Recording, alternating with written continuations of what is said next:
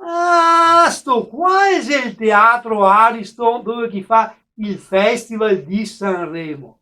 Se potrebbe proprio fare il Festival dei Fleximen, o chiamiamo il Festival di Sanremo. A parte che a Rai ultimamente ha si travolta dalle polemiche.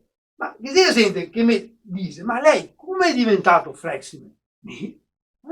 Quando ero a scuola, fino alle elementari, c'era una scheggia col segreto. Mio papà lavorava in segheria, mia mamma ascoltava sempre musica di Segovia e mi di notte mi facevo beh, lasciamo perdere. Oh fioi, tutti spese mai. Pensa che i sindaci, ecco, io ho paura di essere segai alle prossime elezioni.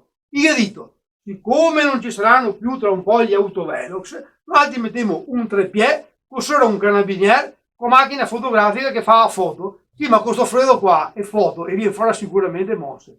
Dai, quali sei sono stati che se, ecco, se mi segui non vale, oppure la terra dei Velox, no, mi vuoi cantare le mie canzoni, vale, alziamo il microfono, al festival dei Fleximen, al festival mi canto questa.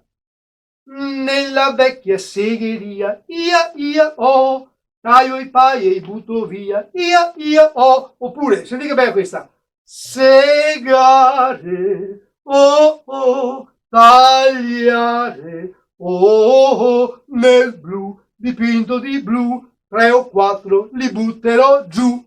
Comunque mi hai detto che sia anche i carabinieri, ti va in cerca del Fleximen, anche i carabinieri canta al Festival e canta.